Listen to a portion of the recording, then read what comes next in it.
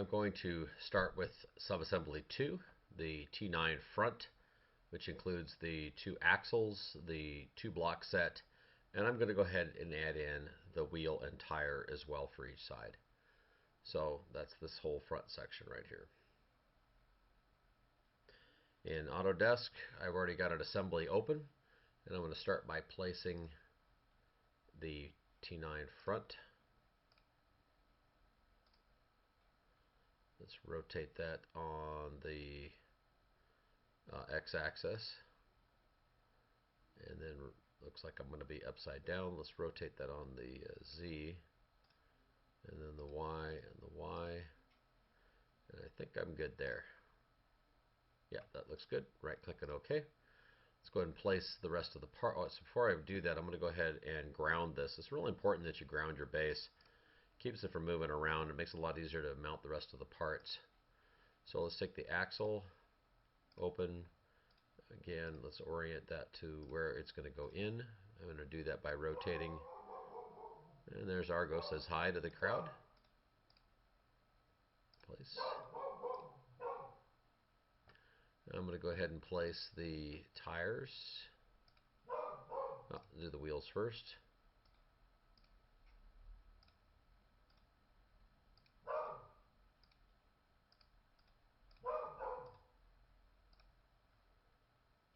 And the tires.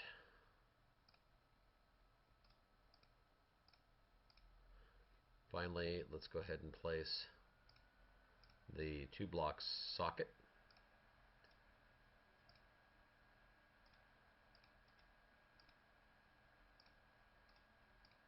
And you notice I rotated that one 3 times to get it lined up right. And let's place the connector.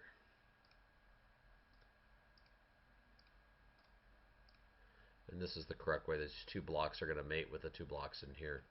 So let's start with our axles. There's nothing different with this axle. Just use the mate constraint. Same way we did it before. And we're going to do the mate constraint, except for I'm not going to be able to see this, so I'm going to pull it out a bit. Do the mate constraint, rotate. Make sure you see the donut, and apply it. Alright, so that's got my axle in place. Let's do the insert constraint now for the wheel. Remember, you want to have that aligned. I'm going to zoom in here and catch the outer edge of the axle and the outer circle here, and that looks great. Let's do the same thing with the tire since I'm here. Let's do this outer edge goes with the inner edge right there. Perfect. And this is tire 1 and wheel 1, so we're going to do those XY planes on the origin again. Let's use the XZs. So we're going to do a mate constraint between XZ and this XE. So now they spin in unison. Perfect. Okay, let's flip it over to the other side. Let's do the other tire set.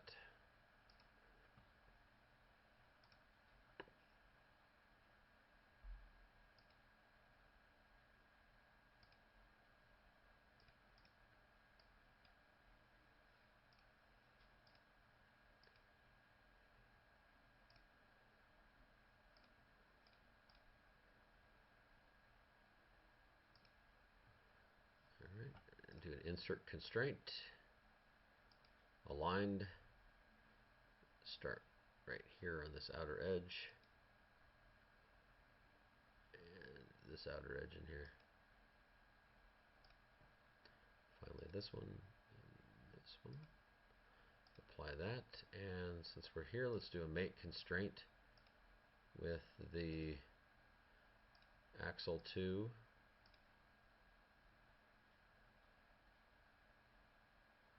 Let's do the XY and the wheel 2 XY. Alright, looking good.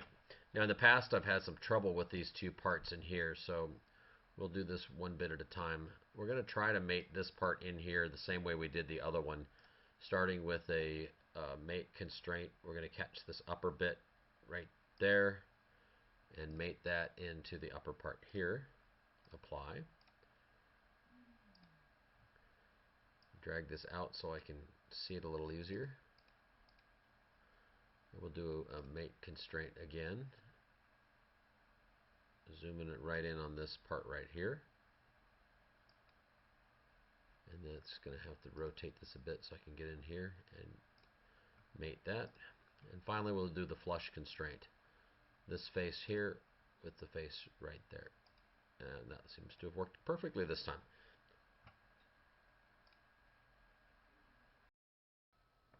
Alright, well I've tried a couple of different ways to get this 2-block socket to mate with the connector, and I think I've got it figured out now. And that's some of the things that happens with Autodesk. You got to try a bunch of different ways of doing things. I started off with using just a simple mate constraint with this block right here, and I'm going to mate that obviously to the socket that it's going to go into, which is right there. Apply that. And that worked out fine. You can see I can still move this thing, so I've got to constrain it some more. So the next thing I'm going to do is I'm going to use this YZ plane. So we'll use the YZ planes like we tried to do with the other connector, and that worked out okay, so we're going to apply that. But if I try to do this XZ plane, for some reason it's just not mating up properly, and you're going to see if I try that, I get this error message. I know you've all seen that one before. And so when you see that, it doesn't work. So let's try something different. So let's cancel that. And I still need to mate this thing in here. So I could try one of these other planes, or I could try an axis.